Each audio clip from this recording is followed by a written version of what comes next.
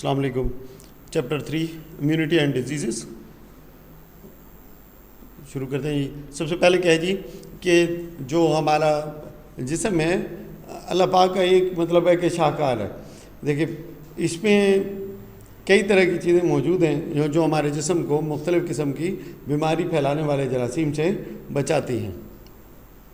इनमें ये सारे जो निज़ाम हैं मिलके इसे क्या कहते हैं जी, इम्यूनिटी कहते हैं। क्या कहते हैं? इम्यूनिटी। कि हमारे जिस्म को क्या क्या इम्यूनिटी हासिल है और फिर क्या क्या डिजीज़ जो है वो इफ़ेक्ट कर सकती हैं। ठीक है, अच्छा जी। सबसे पहले कि germ causes disease are found everywhere in our surrounding. Germs causing disease, वो जर्म्स जो कि बीमारियाँ फैलाते हैं हर जगह ही पाए जाते हैं, हर जगह ही पाए जाते हैं। जो बीमारियां फैलाने वाले जरासीम हैं इसमें मेनली वायरस और बैक्टीरिया हैं। क्या है?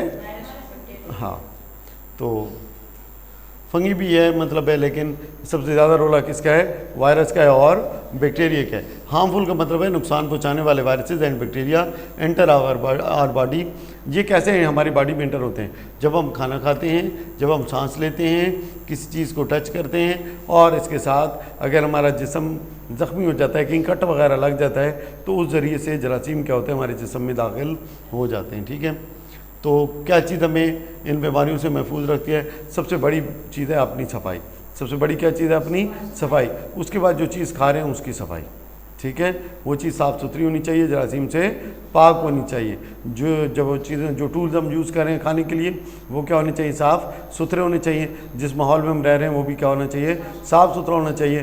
फिर ये जो बीमारी फैलाने वाले जरासीम हैं इनकी आमदरफ्त क्या हो जाती है? बहुत ही कम हो जाती है, रिस्क कम रह जाता है। अच्छा जी, कुछ वोकैबुलरी के वर्ड्स हैं। Immunity, ability of N organisms body, किसी भी जानदार के जिस्म का डिफेंड करना itself against disease causing organisms. बीमारियां फैलाने वाले जो जरासीम हैं उनके खिलाफ बॉडी की एबिलिटी टू डिफेंस। ठीक है, उसे क्या बोलते हैं? इम्यूनिटी बोलते हैं। इन्फेक्शन क्या है? अब वो जरासीम जिस्म के अंदर दाखिल हो गया। क्या हो गया? जिस्म के अंदर दाखिल हो गया। एंट्री, दाखिल होना, एंड ग्रोथ, और उसका बढ़ना। और माइक्रो ऑर्गेनिजम्स, ये जो बीमारियां फैलाने वाले जरासीम हैं इन टू आवर बॉडी। ठीक है, उसके बाद है एंटीबॉडीज़। क्या चीज़ हैं? ये प्रोटीन्स होती हैं। एंटीबॉडीज़ क्या चीज़ होती हैं बेटा? प्रोटीन होती हैं। पेन को ज़रा हरकत में ले आते हैं। ठीक है, एंटीबॉडीज़ क्या चीज़ हैं बेटा? प्रोटीन्स हैं। क्या चीज़ हैं? प्रोटीन हैं।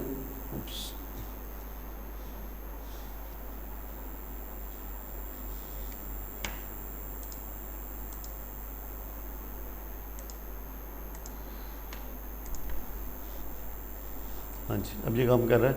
तो एंटीबॉडीज़ क्या चीज़ हैं जी बेटा? प्रोटीन है। That protect human body when an unwanted substance interest. जब कोई अनवांटेड सब्सटेंस हमारी बॉडी में दाखिल होता है तो ये जो प्रोटीन्स जो कि हमारे जिस्म को उस बीमारी के जरासीम के खिलाफ लड़ने के काबिल बनाती हैं उन्हें क्या कहते हैं? एंटीबॉडीज़।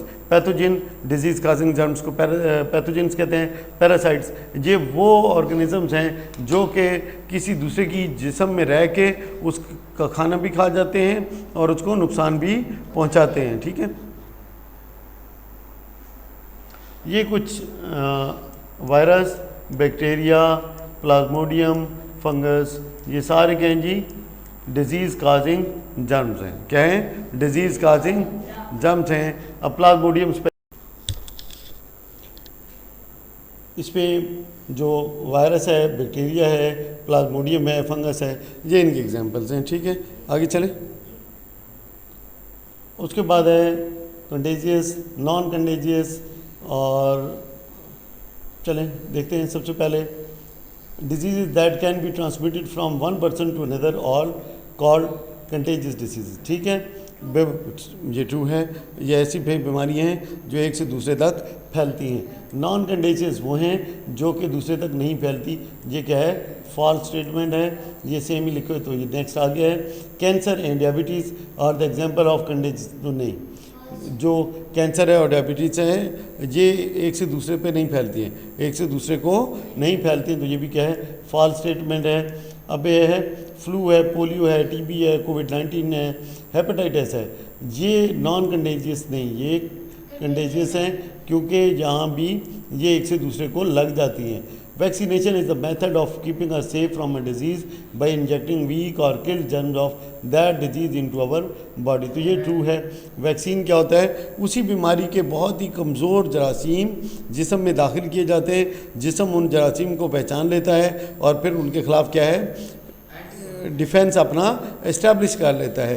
तो वैक्सीनेशन का ये काम होता है। ठीक है, तो ये बात जो लिखी हुई है ट्रू लिखी हुई है। Wearing mask can allow germs enter into our body, तो ये फॉल्स है क्योंकि मास्क पहनेंगे तो जरासीम की एंट्री क्या हो जाएगी, कम हो जाएगी। नेक्स्ट है penicillin was the first antibiotic, तो ये बिल्कुल दुरुस्त बात है। पेनिसिलिन पहली एंटीबायोटिक है। पेनिसिलिन क्या थी? पहली एंटीबायोटिक थी जो कि बनी दुनिया में।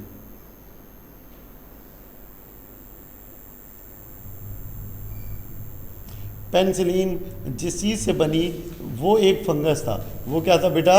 एक फंगस था जिसका नाम था पेनिसिलियम। क्या है? पेनिसिलियम। क्या है? पेनिसिलियम। तो ये बात बिल्कुल क्लियर हो गई है। आगे देखते हैं जी। Lines of defence against pathogens. तो हमारे जिस्म में कौन कौन से डिफेंस की लाइंस मौजूद हैं या कौन कौन सी चीज़ें मौजूद हैं जो हमारे जिस्म को प्रोटेक्ट करती हैं जरासीम के ख़िलाफ़, उनकी एंट्री के ख़िलाफ़। उन जब वो इंटर हो जाएं तो फिर उनको अटैक कैसे करती हैं वो, तो इन चीज़ों को हम देखेंगे। तो माइक्रो ऑर्गेनिजम्स वो जरासीम that cause disease in human body are called pathogens. तो ये एक MCQs है। ठीक है, कि वो जरासीम फैलाने वाले बीमारी फैलाने वाले जरासीम को क्या बोला जाता है बेटा? पैथोजेंस बोला जाता है। Entry and growth of pathogens into our body is called infection. जब वो हमारे जिस्म में दाखिल हो जाते हैं तो हम क्या कहते हैं? क्या हो गया है? इन्फेक्शन हो गया है। Pathogens are found everywhere in our surrounding. They enter our body when we breathe, eat, touch surrounding and through injuries. What make us safe from the harmful effects? The answer to this question is physical barriers and immunity. हम कैसे इन चीज़ों से बच सकते हैं? तो इसका जवाब है फिजिकल बैरियर्स और क्या है जी? इम्यूनिटी है। फिज़िकल बैरियर्स, तो फिज़िकल बैरियर वो चीज़ें हैं जो फिज़िकली मौजूद हैं और जरासीम को अंदर आने से रोकती हैं। जैसे स्किन है आपकी, क्या है? स्किन है। उसके बाद क्या है? आपके बाल, नाक में बाल होते हैं। ठीक है, उसके बाद क्या होता है? म्यूकस होता है, सीलिया होता है।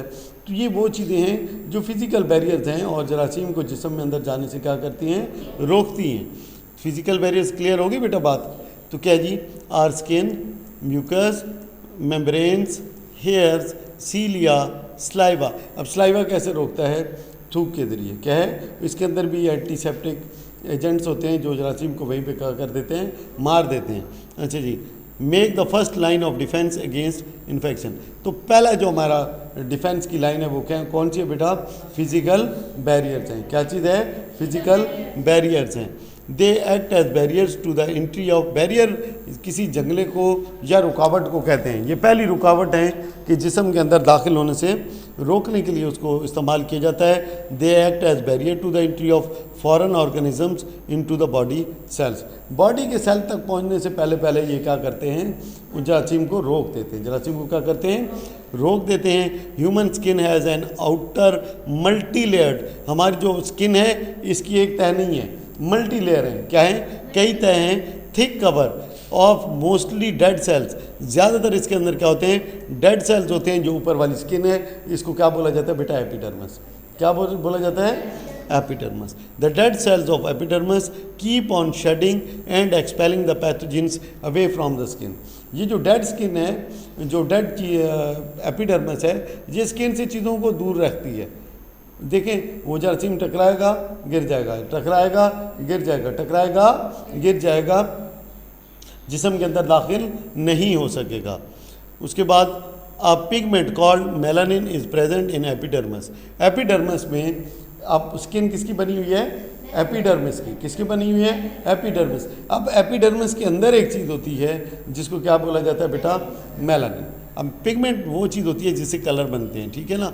तो is present in the epidermis. It darken skin and protect us from harmful effects of sunlight. ये स्किन को डार्क कलर देती है और क्या कलर करती है बेटा? सनलाइट के हार्मफुल इफेक्ट से बचाती है। अब अगर MCQs आ जाए कि स्किन के अंदर कौन सी चीज़ है जो हमें हार्मफुल इफेक्ट से बचाती है, तो जवाब क्या होगा? Melanin. The moist lining of body organs, ये जो मॉइस्चर के साथ भरे होती हैं लाइनिंग्स बॉडी ऑर्गन्स की, केविटीज़ कहते हैं जहाँ पे कोई ठहरने की जगह होती है, जहाँ पे कोई सुराख तो आप नहीं कह सकते, हल्का सा खड्डा सा पड़ जाता है, उसे कैविटी कहते हैं। लाइक माउथ, जैसे माउथ क्या है आप कह सकते हैं ना, ये खड्डा ही है, ठीक है, जहाँ पे क्या है कोई चीज़ अंदर जाके ठहर सकती है। माउथ हो गया, नोज़ हो गया, लंग्स हो गया, स्टोमिक हो गया, इनकी लाइनिंग्स होती हैं। इनकी क्या होती हैं बेटा? लाइनिंग्स होती हैं, और ये मॉइस्ट रहती हैं। क्या रहती हैं? मॉइस्ट से मुराद होती है जो चीज़ नम रहती है, जिसके अंदर मॉइस्चर रहता है, ठीक है। आर द मेम्ब्रेन्स, ये वो मेम्ब्रेन्स हैं which produce a thick fluid called mucus. ये सारी चीज़ें बेटा क्या पैदा करती हैं? म्यूकस पैदा करती हैं। कहाँ से? आपको माउथ, नोज़, लंग्स, स्टमक, ये जी बिल्कुल ठीक है। ये वो मेम्ब्रेन्स हैं जो एक ख़ास चीज़ पैदा करती हैं, जिसे क्या बोलते हैं? म्यूकस बोलते हैं। अब these lining are thus called mucous membranes. इनको म्यूकस मेम्ब्रेन भी कहा जाता है। कौन सी चीज़ों को? Mouth lining, nose lining, lungs lining, stomach lining, इन सब को क्या कह सकते हैं हम? क्योंकि म्यूकस पैदा करती हैं तो क्या बोला जाता है इन्हें? म्यूकस मेम्ब्रेन भी। द म्यूकस का क्या काम है? ट्रैप्स फॉरेन ऑर्गेनिजम्स, जो बाहर से चीज़ें आ रही हैं, पैथोजेंस हैं, and stop there entry into the body sales. अब ये उसके अंदर क्या कर लेता है? पकड़ लेता है। ये जो जरासीम होते हैं म्यूकस के अंदर क्या होते हैं? गिरफ्तार हो जाते हैं और बॉडी सेल तक नहीं पहुंच सकते। द हेयर्स इन नोज, जो बाल हैं नोज़ के अंदर, filter out the dust, pollutants and microbes, ठीक है। क्या काम है जी? डस्ट को आगे नहीं जाने देगा, पोल्यूटेंट्स को आगे नहीं जाने देगा, माइक्रोब्स को नहीं जाने देगा। ये क्या है? हेयर है। ये क्या? तो हेयर भी क्या है? हमारे फिजिकल बैरियर में शामिल हैं। उसके बाद है from the air breathe into trachea and lungs. जो एयर आ रही है कहाँ से बेटा? ट्रेचिया और लंग्स के अंदर जो जा रही है, उसमें से डस्ट, पोल्यूटेंट और माइक्रोब्स को हेयर क्या कर लेते हैं? अरेस्ट कर लेते हैं, उन्हें आगे नहीं जाने देते। उसके बाद है cilia. Cilia lining the nostrils, nasal cavity and pharynx. अब ये सीलिया लाइनिंग ये कहाँ पे बेटा? नोस्ट्रल में है, नेसल कैविटी के अंदर है, और क्या है? फेरेंक्स में है। Send these particles to digestive system. अब सीलिया का क्या काम है? सीलिया लाइनिंग जो मौजूद होती है कहाँ पे बेटा? नोज़ में, ठीक है, नेसल कैविटी में मौजूद होती है और फेरेंक्स में मौजूद होती है। ये क्या करती है? इनको पकड़ के कहाँ ले जाती है? डाइजेस्टिव सिस्टम में, मैदे में पहुँचा देगी। कहाँ पहुँचा देगी? मैदे में। अब मैदे से ये किधर चला जाएगा? बाहर। मैदे से किधर चला जाएगा? ये बाहर, वेस्ट की सूरत में। अब स्लाइवा का क्या काम है? स्लाइवा इन द माउथ, जो ओरल कैविटी है। माउथ को क्या बोला जाता है बेटा? Oral cavity. स्लाइवा के अंदर एंटीसेप्टिक प्रॉपर्टीज़ हैं। क्या है? एंटीसेप्टिक प्रॉपर्टीज़ हैं, जरासीम को जो कत्ल कर देती हैं, and kill the micro organisms in the food. उसके बाद ये स्लाइवा का दूसरा क्या काम है? It also washes the teeth and the oral cavity. ये दांतों की भी सफाई करती है और ओरल कैविटी की भी सफाई करती है। कांस्टेंट ब्लिंकिंग ऑफ आइज, ये जो हम लगातार आंखें झपकाते रहते हैं, and tears also flushes and wipe away the pathogens. ये भी पैथोजन की एंट्री को रोकते हैं, और अगर कोई जिस आंख के अंदर दाखिल हो जाता है तो आंख से पानी आता है, जिसको हम टीयर्स कहते हैं, और वहाँ से भी पैथोजेंस क्या होते हैं? बाहर निकल जाते हैं। तो यहाँ ये चीज़ें क्लियर हो गई। सबसे पहले क्या काम है जी? कि म्यूकस क्या काम करता है? ये भी ट्रैप करता है फॉरेन ऑर्गेनिजम्स को, जिस्म के अंदर दाखिल होने की कोशिश करते हैं, हेयर भी रोकते हैं। उसके बाद जो सीलिया है, सीलिया लाइनिंग क्या काम करती है? कि जो नोस्ट्रल्स के अंदर है, नेसल कैविटी में और फेरेंक्स में जो माइक्रो ऑर्गेनिज्म ट्रैप हो जाते हैं, उनको कहाँ पहुँचा देती है? डाइजेस्टिव सिस्टम में। उसके बाद जो आपका स्लाइवा है, जिसको थूक कहते हैं, ये क्या करता है? आपके ओरल कैविटी की सफाई करता है, आपके टीथ की सफाई करता है। उसके बाद इसके अंदर एंटीसेप्टिक प्रॉपर्टीज़ होती हैं, तो ये फूड के अंदर अगर जो चीज़ आप खाते हैं, कोई माइक्रो ऑर्गेनिज्म आ जाता है तो उसको क्या कर देता है? उधर डेड कर देता है, कत्ल कर देता है। उसके बाद हमारे पास कि कांस्टेंट ब्लिंकिंग ऑफ आइस, ये भी एक फिजिकल बैरियर ही है। ये भी क्या है? एक फिजिकल बैरियर ही है, पैथोजेंस को अंदर नहीं आने देता। अगर कोई आ जाता है तो टीयर्स वगैरह आते हैं, जिससे कि वो पैथोजेंस क्या होते हैं? आंख से रिमूव हो जाते हैं। तो ये थे फिजिकल बैरियर्स। आगे हम चलेंगे केमिकल बैरियर के ऊपर। Chemical barriers, acidity of skin, जो स्किन के अंदर ऊपर तेजाबियत होती है। स्किन की क्या बेटा होती है? Acidity of skin secretions inhibit का मतलब होता है किसी चीज़ की ग्रोथ को रोक देना, किसी चीज़ की ग्रोथ को रोक देना। तो क्या चीज़, एसिडिटी, जो स्किन सिक्रीशंस की एसिडिटी है वो रोक देती है द बैक्टीरियल ग्रोथ, बैक्टीरिया की ग्रोथ को अगर कोई स्किन के ऊपर चीज़ डेवलप होने की कोशिश करती है। तो गैस्ट्रिक जूस, अब ये secreted by the linings of stomach wall है। अब ये कहाँ से सिक्रीट होता है? सिक्रीट का मतलब होता है खारिज होना। सिक्रीट का क्या मतलब होता है? खारिज होना, या यहाँ पे क्या होगा, पैदा होना। जो पैदा करती है कौन सी चीज़? Stomach walls. इसके अंदर क्या होता है बेटा? हाइड्रोक्लोरिक एसिड होता है। गैस्ट्रिक जूस के अंदर क्या चीज़ होती है? हाइड्रोक्लोरिक एसिड होता है, which kill the pathogens present in the food, जो पैथोजेंस फूड में मौजूद होते हैं उनको मार देता है। अब हमने देखा कि फूड जब जिस्म के अंदर दाखिल हुआ, सबसे पहले उस पर किसने अटैक किया बेटा?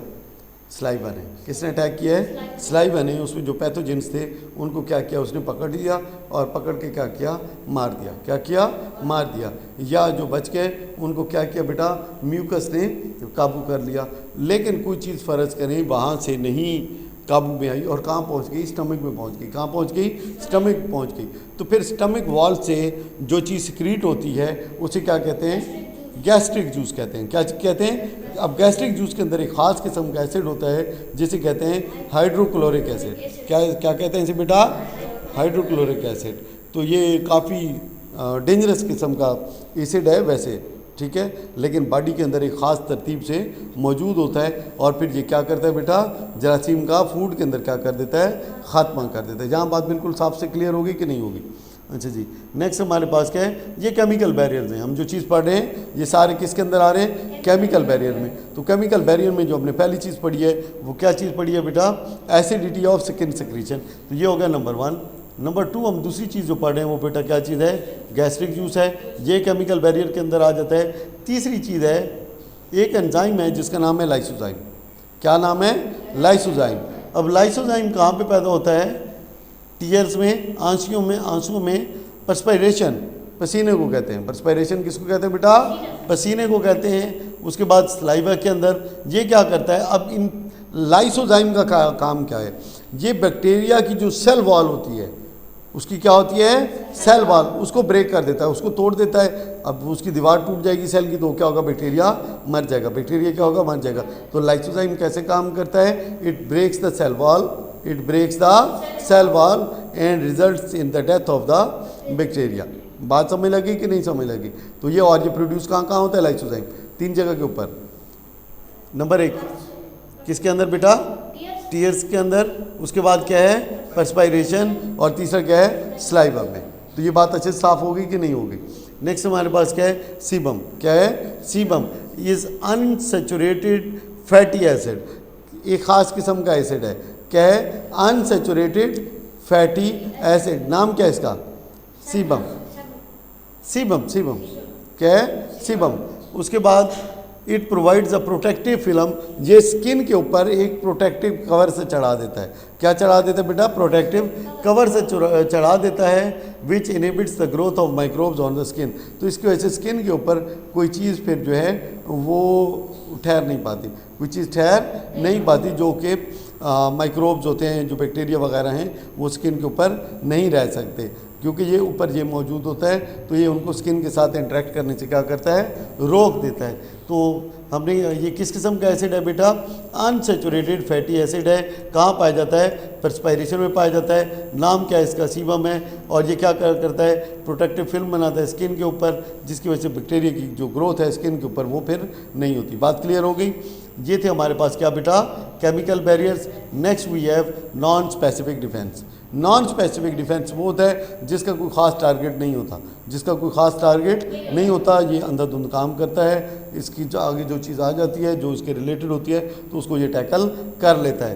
तो सबसे पहले क्या है? इसके अंदर जो चीज़ें मौजूद हैं, फैगोसाइटोसिस। क्या है? फैगोसाइटोसिस। उसके बाद है inflammatory response, fever and complementary reaction.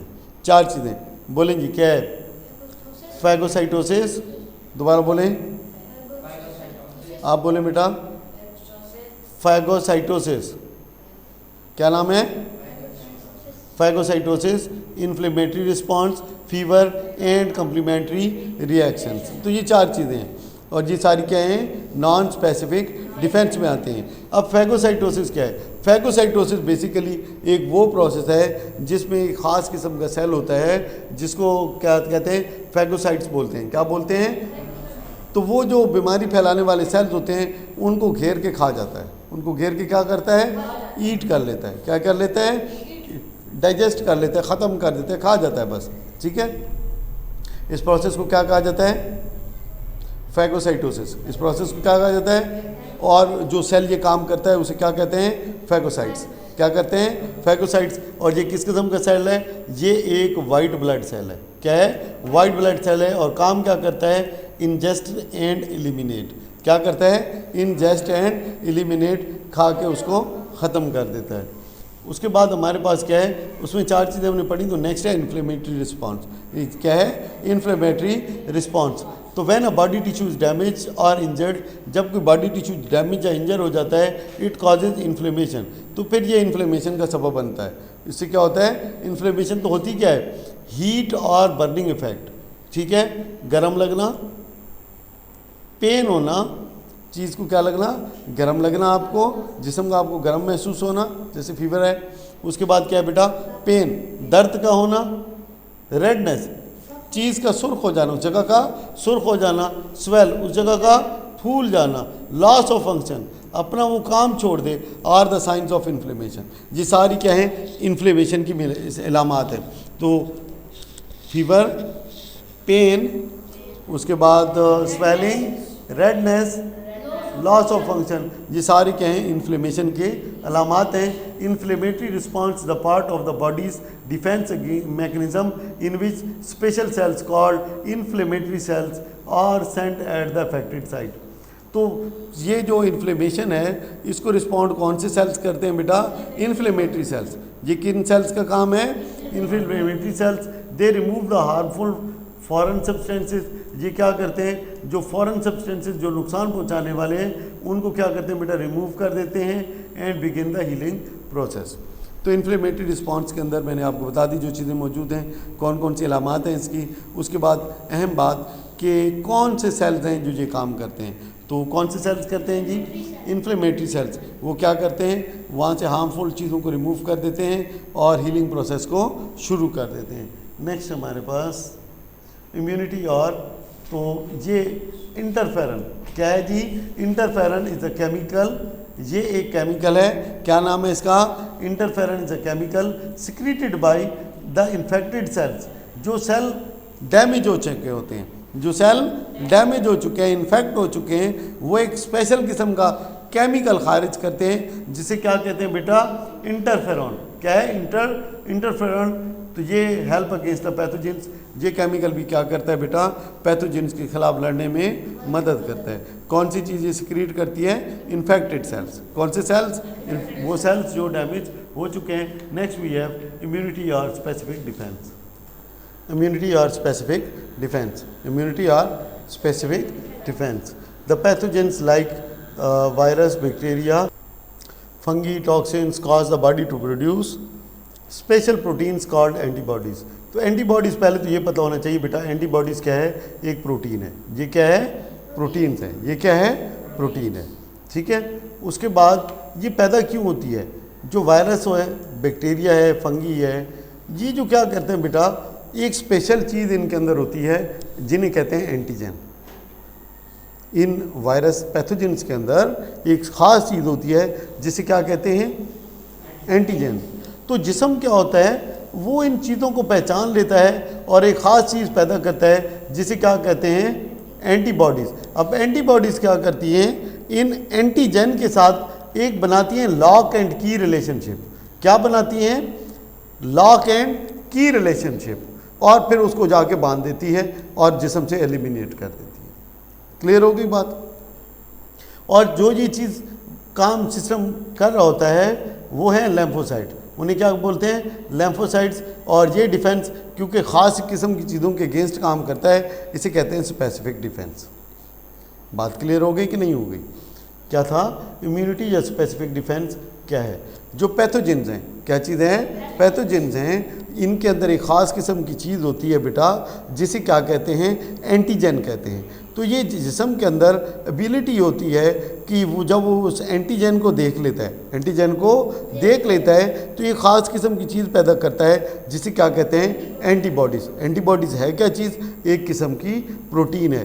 ये एंटीबॉडीज़ क्या करती हैं, वो उस एंटीजन को पहचान लेती हैं और पहचानने के बाद क्या करती हैं, उसके साथ एक रिलेशनशिप बनाती हैं जिसे क्या कहते हैं बेटा, की एंड लॉक रिलेशनशिप। और फिर इस रिलेशनशिप की मदद से क्या कर देती हैं, उसको जिस्म से एलिमिनेट कर देती हैं। क्या कर देती हैं, जिस्म से एलिमिनेट कर देती हैं, क्योंकि एंटीबॉडीज़ वर्क कर रही हैं ख़ास किस्म के एंटीजन के ख़िलाफ़।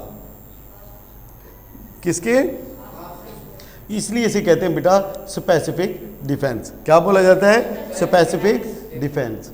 उसके बाद दो किस्म के वाइट ब्लड सेल्स हैं जो कि ये काम सर अंजाम देते हैं। तो दो किस्म के वाइट ब्लड सेल्स हैं, एक को कहते हैं बी लैम्फोसाइट्स और दूसरे को क्या कहते हैं बेटा, टी लैम्फोसाइट्स। ये इम्यूनिटी प्रोडक्शन में इन्वॉल्व होते हैं। कितने किस्म के सेल हैं बेटा, दो किस्म के वाइट ब्लड सेल्स हैं, एक को क्या बोला जाता है, टी लैम्फोसाइट्स और दूसरे को क्या बोला जाता है, बी लैम्फोसाइट्स। बी और टी लैम्फोसाइट्स ये दोनों क्या करते हैं, इम्यूनिटी प्रोडक्शन में हिस्सा लेते हैं। क्या है, इम्यूनिटी प्रोडक्शन में हिस्सा लेते हैं। एंटीबॉडीज है ना, काम तो है ना किसी का पैदा करना। तो क्या चीज़ है, हमारे पास कौन से लैम्फोसाइट्स आए हैं, बी एंड टी। अच्छा जी, B lymphocytes show response by production of antibodies and antitoxins. Antibody और एंटीटॉक्सिन पैदा करना किसका काम है, बी लैम्फोसाइट का काम है। किसका काम है, बी लैम्फोसाइट का काम है। और ये जो रिस्पॉन्स है इसे कहते हैं ह्यूमरल रिस्पॉन्स। ये एमसीक्यूज है, पक्का पेपर का हिस्सा होता है। इसे क्या बोला जाता है, ह्यूमरल रिस्पॉन्स।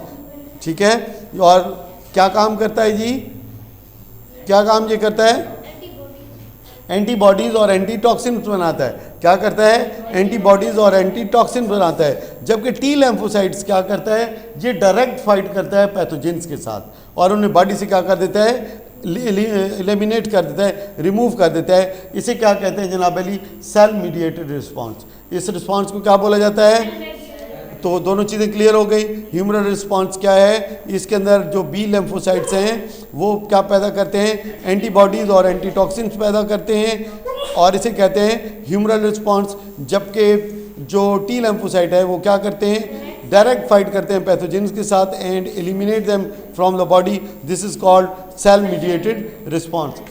ठीक है, next we will move on to the type of immunity. First is innate immunity. Okay जी, टाइप ऑफ इम्यूनिटी सबसे पहले है इननेट इम्यूनिटी। क्या है, innate immunity. The innate immunity is inherited, मिलती है हमें विरासत में। इनहेरिटेड जो माँ बाप से मिलती है, बाप दादा से मिलती है। The innate immunity is inherited from the parents and protect the individual since birth. पैदाइश से लेकर ये हिफाजत करती है बंदे की। ठीक है, it is always present in the body and generates a rapid response. ये हमेशा ही बॉडी में मौजूद रहती है और एक रैपिड रिस्पॉन्स प्रोवाइड करती है। इट एग्जिबिट्स लेस पोटेंसी, ज़्यादा शिद्दत नहीं होती, ये ज़रा कम शिद्दत वाली होती है, ज़्यादा तगड़ी नहीं होती, इतनी ज़्यादा तगड़ी नहीं होती। लेकिन सिंस बर्थ ये हमारे साथ होती है और रिस्पॉन्स फास्ट होता है, फ़ौरन रिस्पॉन्ड करेगी। जो भी इशू होगा फ़ौरन रिस्पॉन्स इसका आएगा। Innate immunity generates a non specific immune response. Non specific होता है, किस किस्म का रिस्पॉन्स होता है बेटा, नॉन स्पेसिफिक इम्यून रिस्पॉन्स होता है।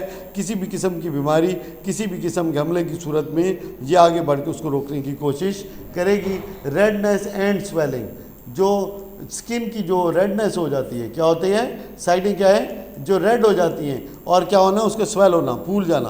क्या होना, फूल जाना, caused by white blood cells. जो स्पेशली हड्डी वगैरह टूट जाए ना तो उसकी पक्की निशानी क्या होती है कि वो जगह स्वेल हो जाती है। क्या हो जाती है, वो जगह स्वेल हो जाती है। जैसे गिट्टा है, आपका पैर है, कोई इस तरह की जगह है, हाथ है, तो स्पेशली इन जगह पे स्वेलिंग क्या होती है, बड़ी प्रोमिनेंट होती है, बड़ी वाज़ेह नज़र आती है।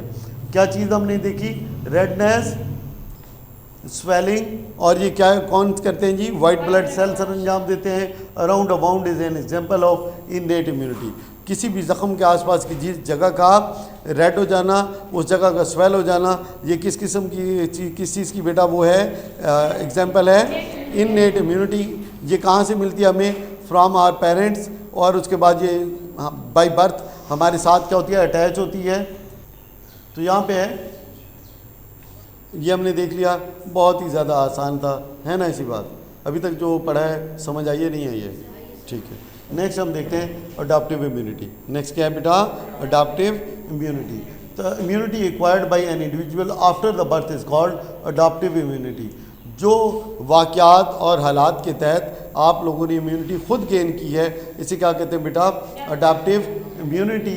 It is developed in response to external factors. ये जो बाहर के फैक्टर हैं उसके मुताबिक आप डिवेलप करते हैं, इसे क्या कहते हैं बेटा, adaptive immunity. It generates a delayed response in 5 to 6 days। Response के आने में 5 से 6 दिन का टाइम लग जाता है। आपने इनेट इम्यूनिटी का देखा जो बाय बर्थ थी कि क्या है, फ़ौरन रिस्पॉन्ड करेगी, लेकिन अडॉप्टिव इम्यूनिटी कितने दिन ले सकती है, 5 to 6 days ले सकती है, लेकिन पोटेंसी हाई है। पोटेंसी क्या है, हाई है, काफ़ी तगड़ा रिस्पॉन्स आएगा and produces specific immune response. और फिर क्या है, रिस्पॉन्स क्या होता है, स्पेसिफिक होता है, ख़ास किस्म की बीमारी के खिलाफ जिसने कि हमला किया होता है। Vaccination against a virus is the example of adoptive immunity. Vaccination इसकी एक एग्जाम्पल है। अडॉप्टिव इम्यूनिटी की फर्दर 2 टाइप्स हैं, active immunity and passive immunity. ठीक है जी। अब एक्टिव इम्यूनिटी क्या है, इज़ अ टाइप ऑफ है, तो देखें एक्टिव और पैसिव ये दोनों ही क्या हैं, अडॉप्टिव इम्यूनिटी, या इसका दूसरा नाम क्या है, एक्वायर्ड इम्यूनिटी, इसी की एग्जाम्पल है। एक्टिव इम्यूनिटी क्या है, बॉडी अपनी ओन एंटीबॉडीज़ प्रोड्यूस करेगा।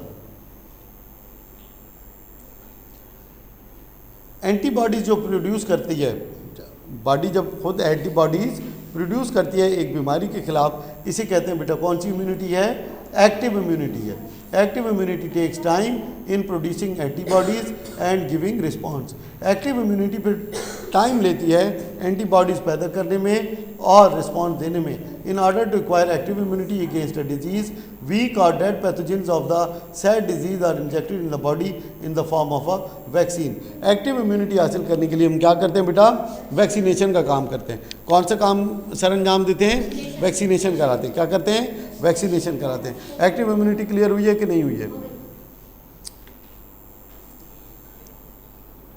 उसके बाद है पैसिव इम्यूनिटी। नेक्स्ट क्या है, पैसिव इम्यूनिटी। इसमें जिस्म खुद नहीं पैदा करेगा एंटीबॉडीज़, जिस्म खुद एंटीबॉडीज़ पैदा नहीं करेगा, बल्कि क्या किया जाता है, रेडीमेड एंटीबॉडीज़ जिस्म को दे दी जाती हैं।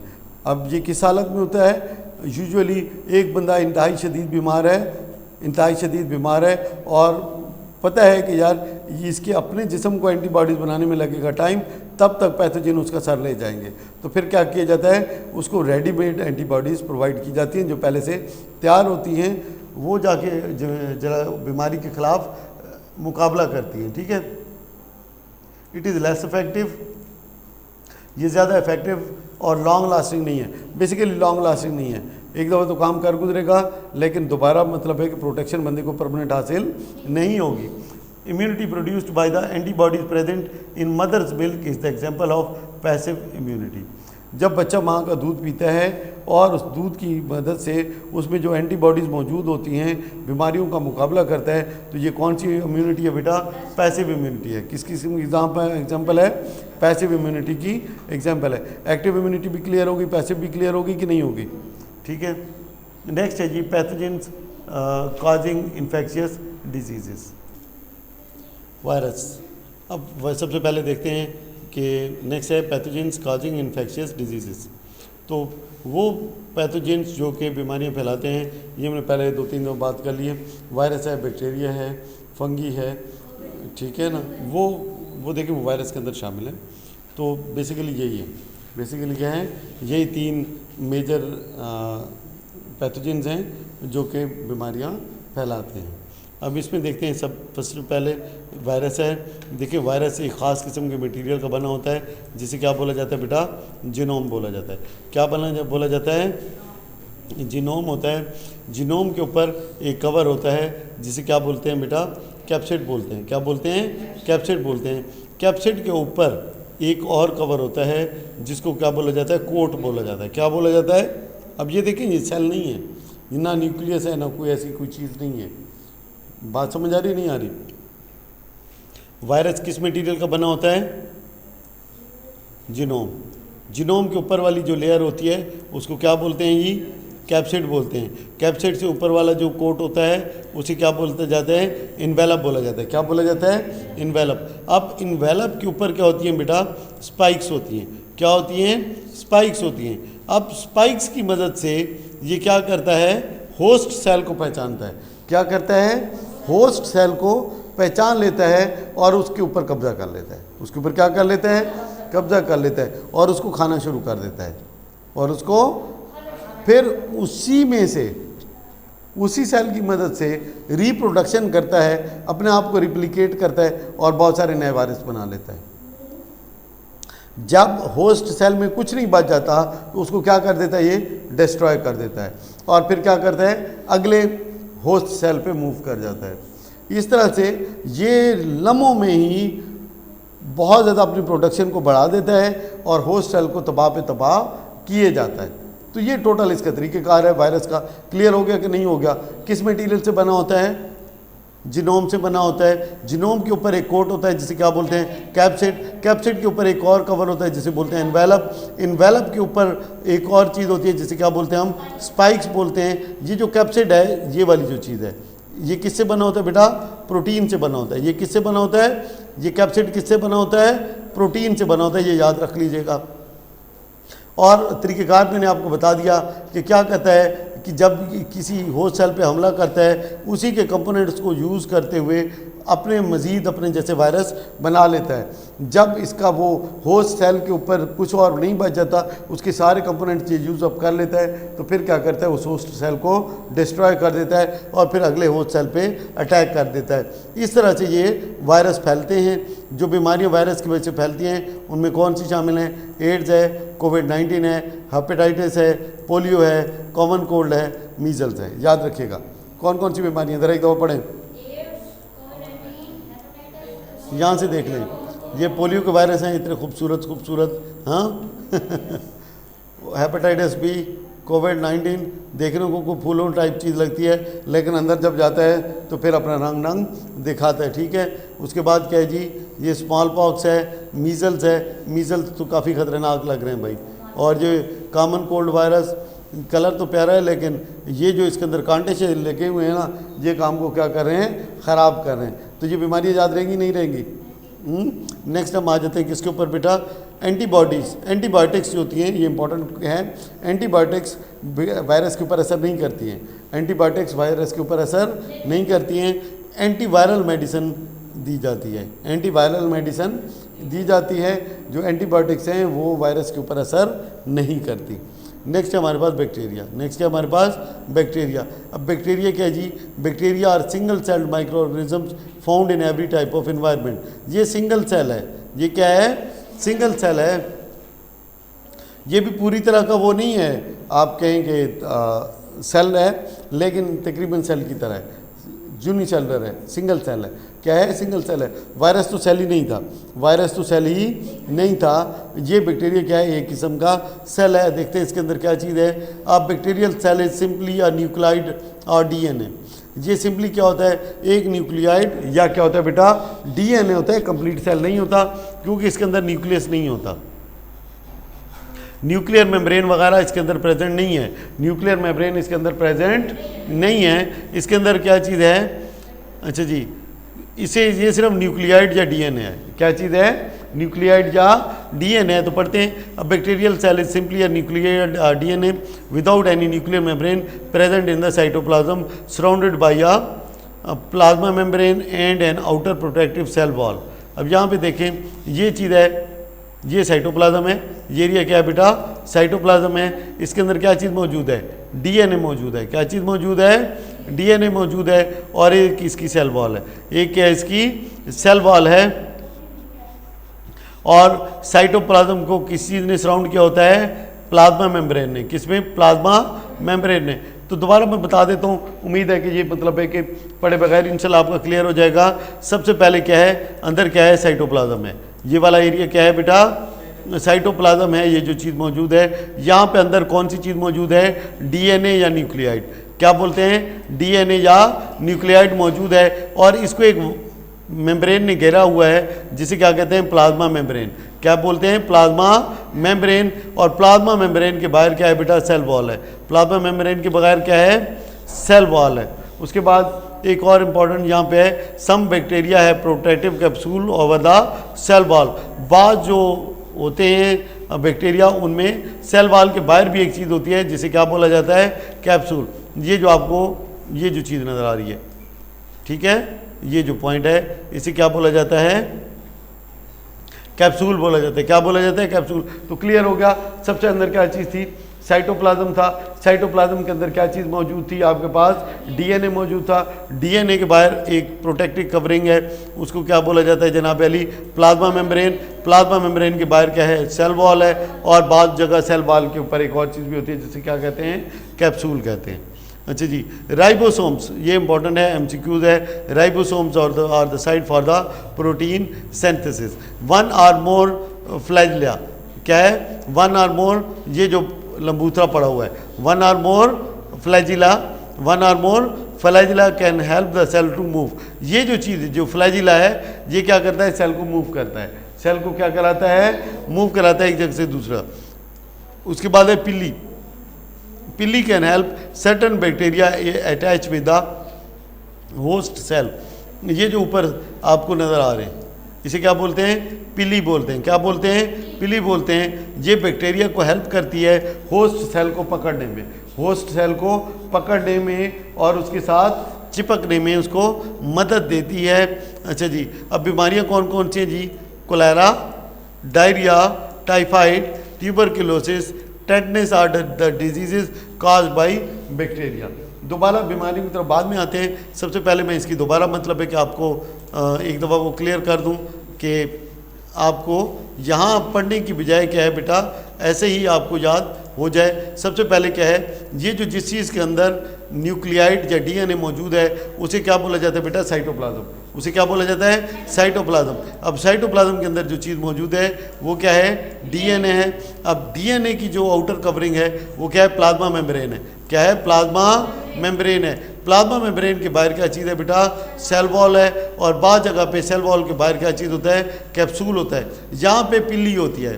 बैक्टीरिया में क्या होती है, एक चीज़ पिल्ली होती है। इसकी मदद से क्या होता है, ये अटैच हो जाता है किसके साथ, होस्ट सेल के साथ। उसके बाद ये जो फ्लैजिला है, क्या है, फ्लैजिला, ये क्या करता है, ये बैक्टीरिया के सेल को एक जगह से दूसरी जगह मूव करने में हेल्प करता है। उसके बाद ribosomes are the site for the protein synthesis, एक एमसीक्यूज ये हो गया। उसके बाद जो बीमारियां कौन से हैं, cholera, cholera, diarrhoea, typhoid, tuberculosis, tetanus. दोबारा देखें, क्या है जी, cholera, cholera, diarrhoea, typhoid, tuberculosis and tetanus. एक दफ़ा और पढ़िए, याद हो जाएगा। क्या है, कोलेरा, डायरिया, टाइफाइड, ट्यूबरकुलोसिस और टेटनस। ये दोबारा यहाँ पे लिखी हुई भी हैं। उसके बाद हमारे पास क्या है, आखिर पे फंगी है। क्या है, फंगी के बाद भी कोई चीज़ है, पैरासाइट्स है। ओके, देखते हैं फंगी क्या है। Fungi are simple organisms that can be. अब फंगी क्या है, अब बात बड़ी होती जा रही है। बात क्या होती जा रही है, बड़ी होती जा रही है। पहले वायरस था, वायरस अब एक सेल ही नहीं था। बैक्टीरिया क्या है, यूनिसेलुलर था। अब फंगी क्या है, सिंगल सेलुलर, सिंगल सेल भी हो सकते हैं, मल्टी सेल भी हो सकते हैं। ये अपना फूड खुद नहीं बनाते, as fungal cells don't have chlorophyll. Fungi के अंदर क्लोरोफिल नहीं होता, इसलिए अपना फूड खुद नहीं बना सकते। They often grow on dead bodies और डिकेइंग मैटर। जो चीज़ ख़राब हो रही होती है, गल सड़ रही होती है, उसके ऊपर उग जाते हैं। या किसके ऊपर उगते हैं जनाब अली, डेड बॉडीज़ के ऊपर, या जो चीज़ गलने सड़ने के अमल से गुजर रही होती है। फंगी कहाँ पे, वहाँ पे उगती है। A typical fungal cell contains a true nucleus. एक जो फंगल सेल है, जो एक प्रॉपर फंगल सेल है, उसके अंदर क्या होता है बेटा, न्यूक्लियस भी होता है, माइटोकॉन्ड्रिया भी है, endoplasmic reticulum and Golgi apparatus. ये चीज़ें इसके अंदर शामिल हैं।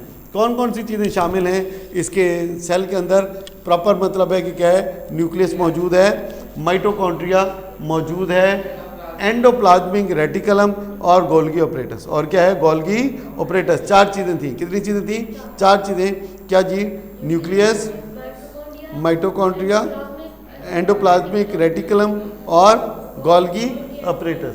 दे हैव थिक वॉल्स, इनकी थिक वॉल्स होती हैं। The organism body consist of filament called hyphae. क्या है? हाइफाई।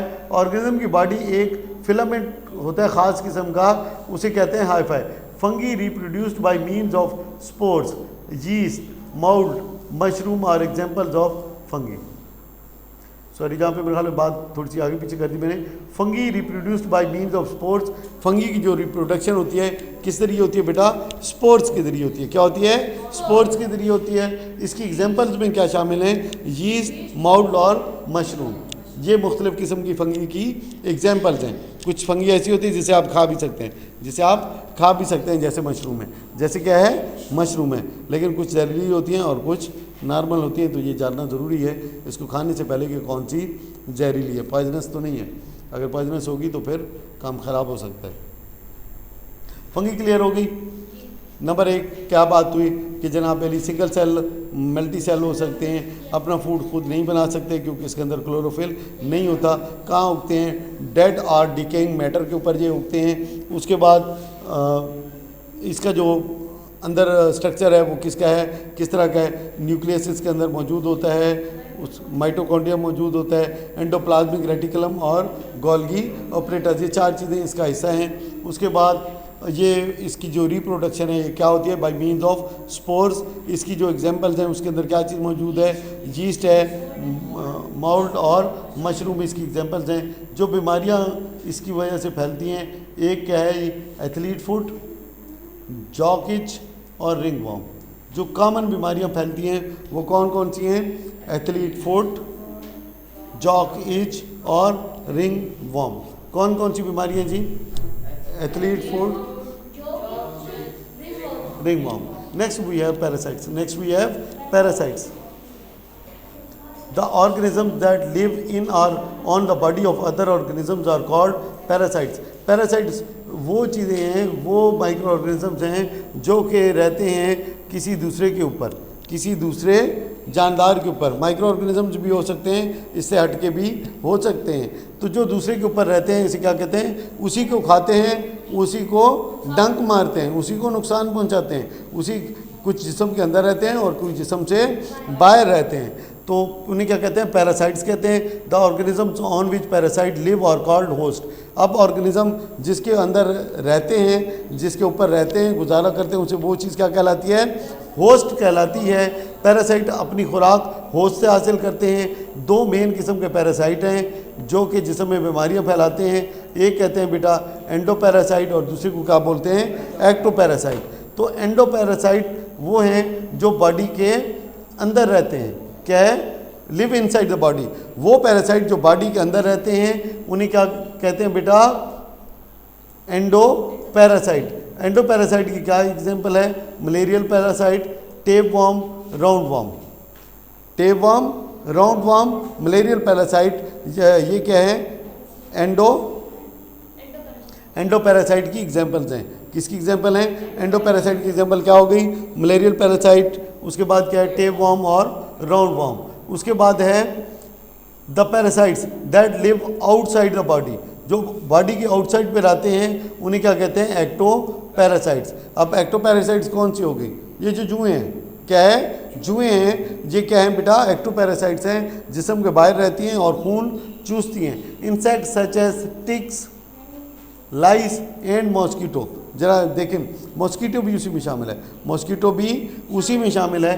क्या चीज़ बेटा? Ticks, lice, mosquito are the example of ectoparasites. Worms क्या होते हैं बेटा?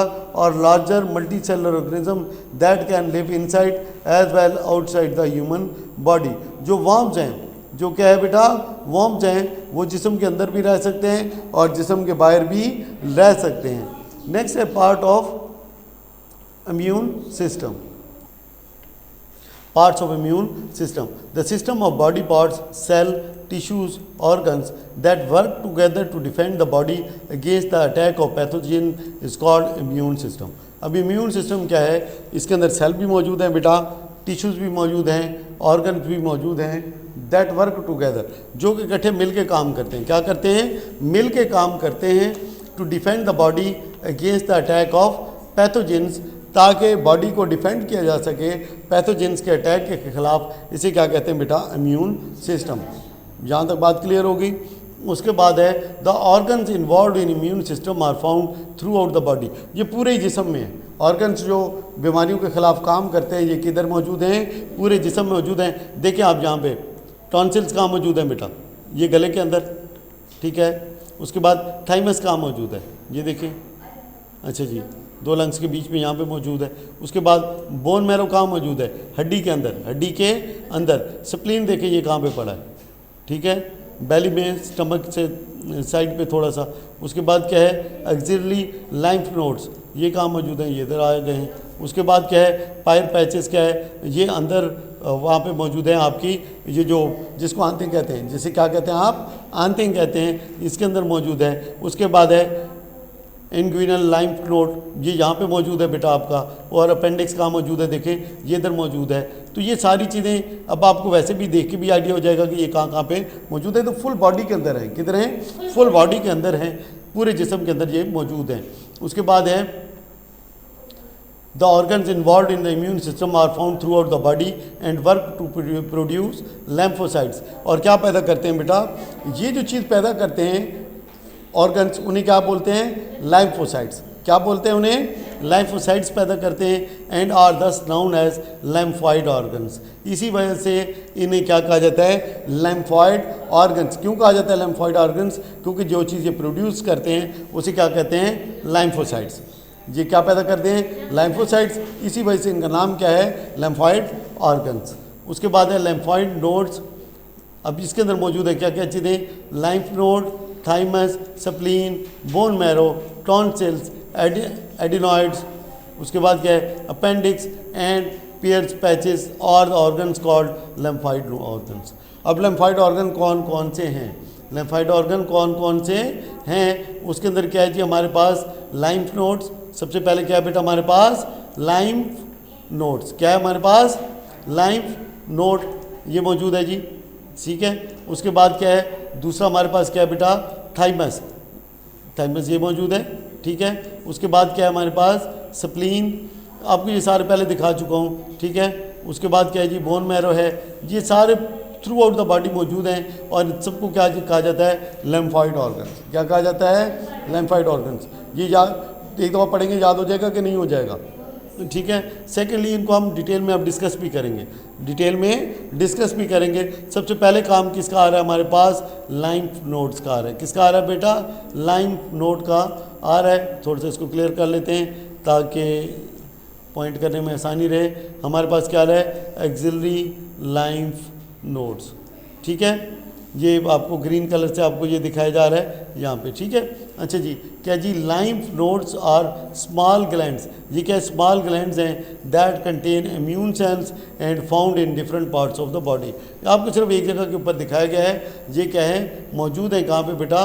इन different parts of the body, ठीक है। ये मौजूद है यहाँ पे। उसके बाद इधर मौजूद है। ये कहाँ पे मौजूद है? लाइम्फ नोड्स किधर मौजूद हैं? Are found in different parts of the body. और ये क्या करते हैं? ये क्या है? क्या चीज़? स्मॉल ग्लैंड्स हैं। ये क्या है? स्मॉल ग्लैंड्स हैं। और किधर मौजूद हैं? Different parts of the body. When foreign invader, जब कोई बाहर से कोई चीज़ एंटर द बॉडी, जिस्म में दाखिल होती है हमला करने के लिए, लाइम्फ नोड्स आर एक्टिवेटेड।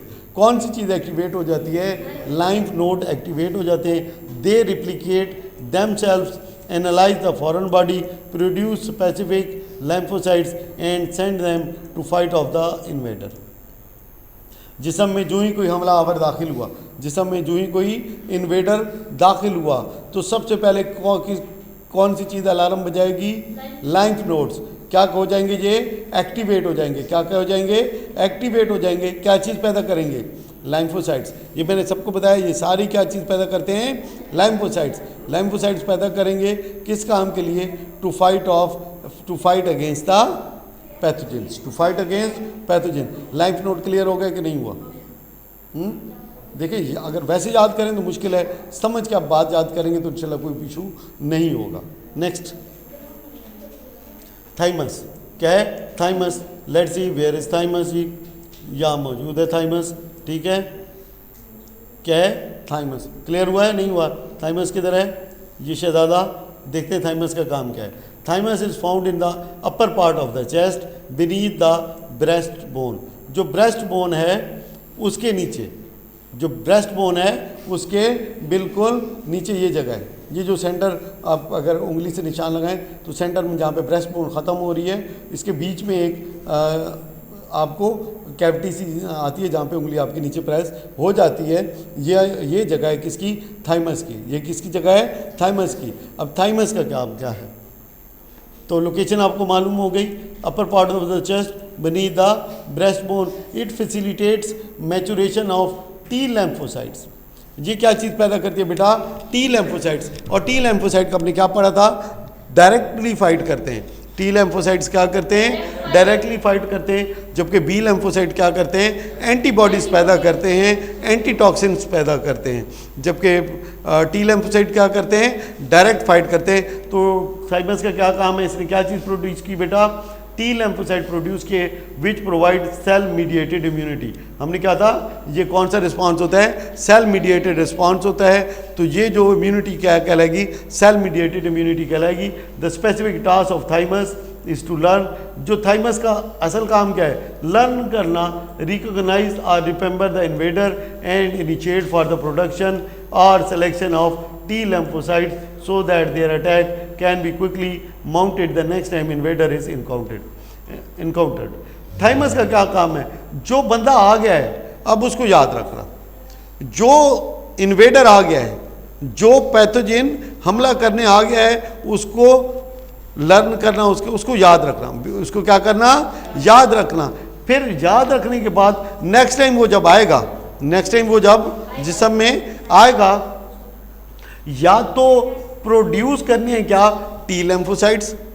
क्या करने हैं? टी लैम्फ। और अगर पहले से मौजूद हैं, अगर टी लैम्फोसाइट आपके पास पहले से जिस्म में उस किस्म के मौजूद हैं, तो उनको फिर क्या करेगा? डायरेक्ट भेजेगा कि जाओ भाई जाके अटैक कर दो, इस पर क्या कर दो? अटैक कर दो। थाइमस का काम क्लियर हुआ कि नहीं हुआ? अब सबसे पहले हमने क्या पढ़ा था बेटा?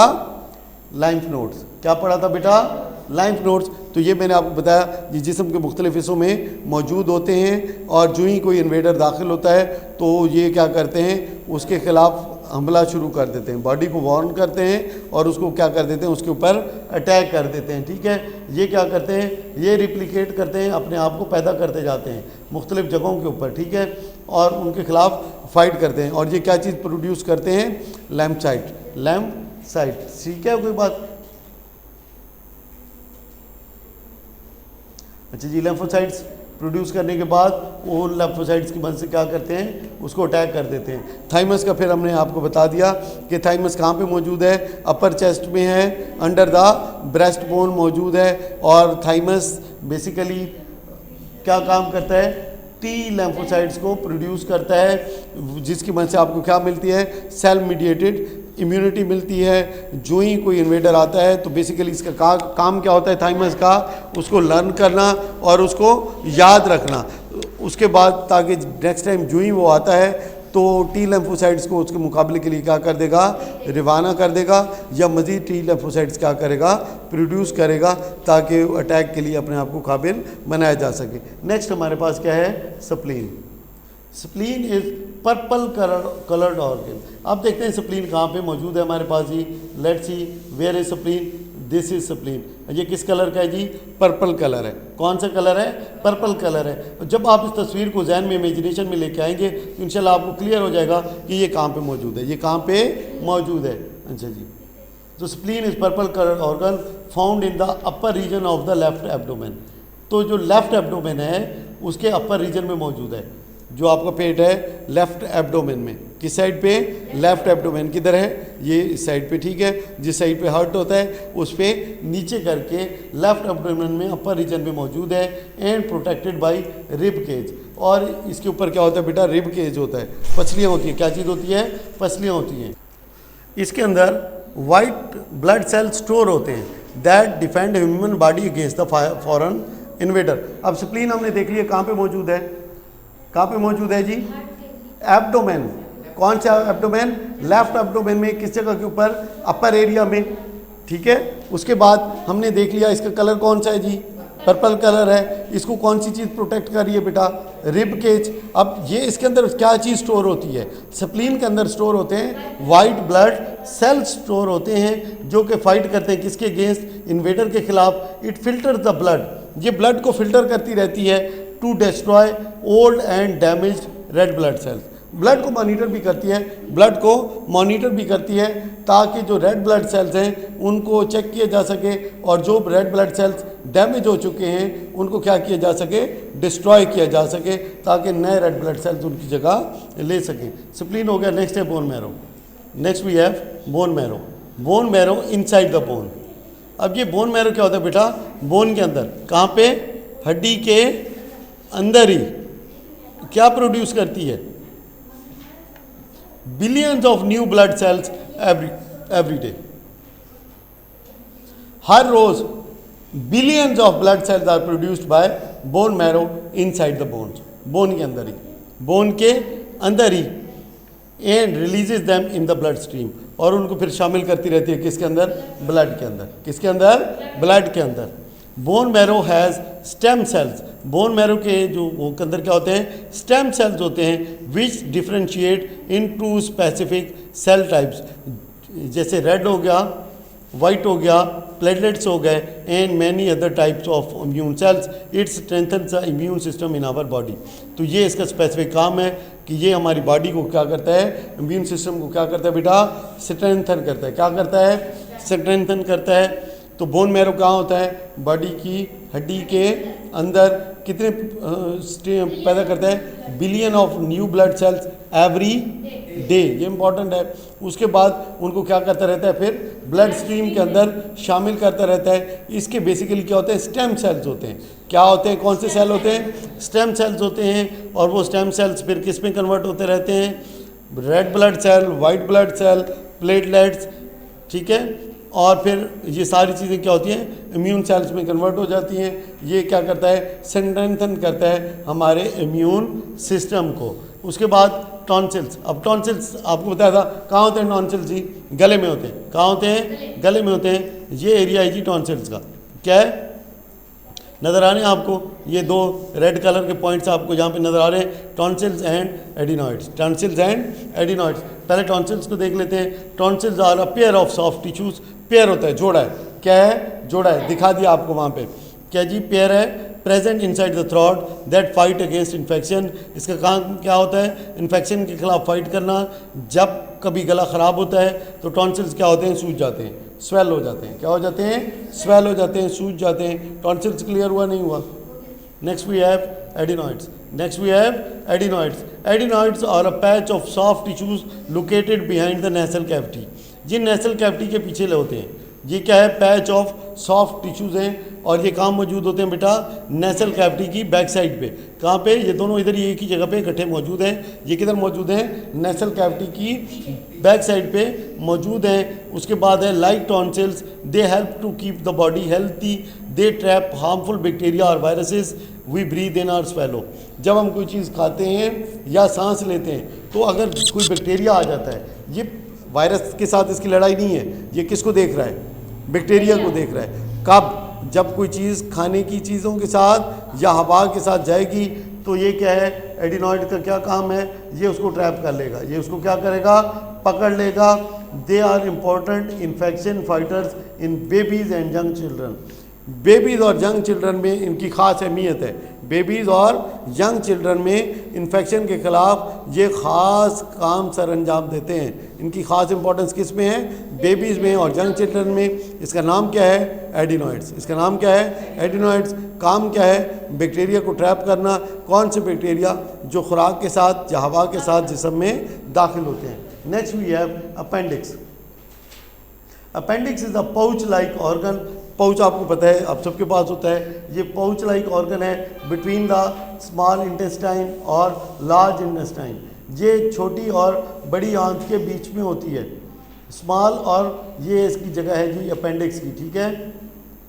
ये स्मॉल और लार्ज इंटेस्टाइन के बीच में सेंटर में मौजूद है। अच्छा जी, it help in the maturation of B lymphocytes. अब देखें इंपॉर्टेंट काम कितना है? मैचुरेट करती है। क्या करती है? मैचुरेट कौन से? B lymphocyte. अब बी लिम्फोसाइट आपको पहले बताया था क्या काम है बी लिम्फोसाइट्स का? एंटीबॉडीज पैदा करना, एंटीटॉक्सिन पैदा करना, and take part in the production of some antibodies. उसके बाद है Peyer's patches. Peyer's patches are the lymphoid tissues present in small intestine. अब पियर पैचेस कहाँ पे होते हैं जी? स्मॉल इंटेस्टाइन के अंदर होते हैं। ये स्मॉल इंटेस्टाइन है, ये जो आपको नजर आ रही है जो रेडिश कलर की है, ये बाहर क्या है इसके? लार्ज इंटेस्टाइन है। बात समझ लग गई? अब इन दोनों के बीच में हमने क्या कहा था, ये कौन सी चीज़ है? अपेंडिक्स है। और जहाँ पे पियर पैचेस किसके अंदर है बेटा? स्मॉल इंटेस्टाइन के अंदर मौजूद है। अब चीज़ें याद रहेंगी नहीं रहेंगी? अच्छा जी,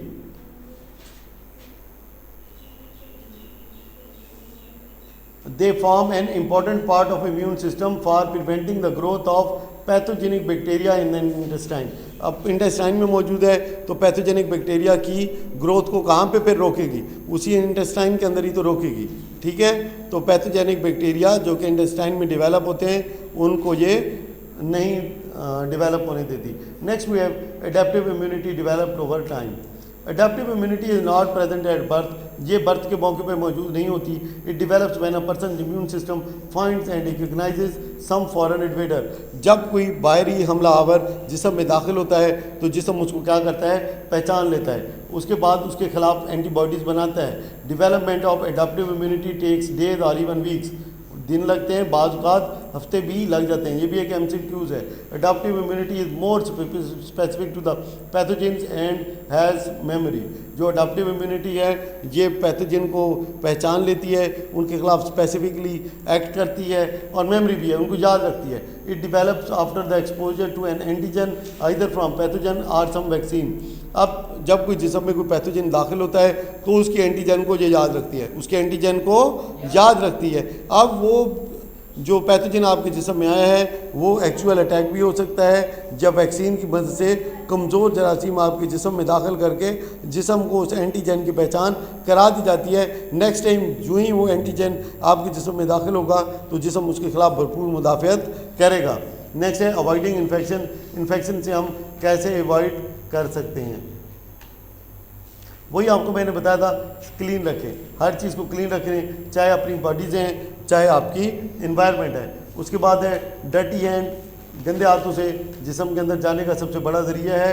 उसके बाद है खाने से पहले ज़रूर हाथ धोएं, वॉशरूम से बाहर निकल के ज़रूर हाथ धोएं। उसके बाद है take a bath at least once a day, रोज़ाना नहाएं।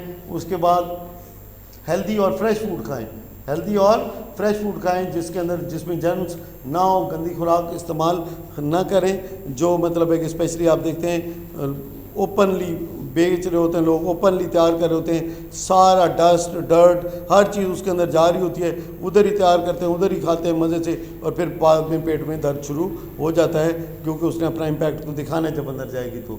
उसके बाद है अगर आपको कोई कट वगैरह लग जाए तो उसको प्रोटेक्ट करें, उसको खुला ना छोड़ें, उसको खुला ना छोड़ें, खुला छोड़ेंगे तो जर्म्स वगैरह उस पर अटैक कर देंगे। उसके बाद है learn principles of good health accordingly की पॉइंट्स। ये सारे पॉइंट्स क्या मैंने तो सारी चीज़ें आपको क्लियर कर दी हैं। देख लेते हैं कि MCQs में आपकी क्या सूरत हाल है। अगर आपने अच्छे से इसको समझ लिया है तो इंशाल्लाह MCQs आप कल की तरह बिल्कुल आराम से क्लियर कर लेंगे। अब pigment in the skin that protects harmful effect of sunlight, तो क्या चीज़ थी बेटा? मेलानिन, बिल्कुल ठीक। Hydrochloric acid is found in gastric juice, बेहतरीन। खाली जगह is the inflammation of liver. अब इसमें से लीवर की कौन सी बीमारी है? हेपेटाइटिस किधर है? Billion of new blood cells are produced daily in bone में। ज़बरदस्त। Nuclear membrane is not found in, किस में होते हैं? Plant, animal cell, bacterial cell, bacterial cell, ठीक है। उसके बाद क्या है जी? फंगल सेल तो नहीं है, ठीक है, डिफाइन। अब कितना आसान लगा, ठीक है, 1 सेकंड में आपने इसको क्लियर कर, 1 सेकंड तो नहीं लेकिन it took just seconds to do this, ठीक है। तो that was it, chapter number 3। Hopefully इंशाल्लाह आज अच्छे से आप इसको तैयार करेंगे, उसके बाद आप इसका टेस्ट होगा। Thank you very much ji.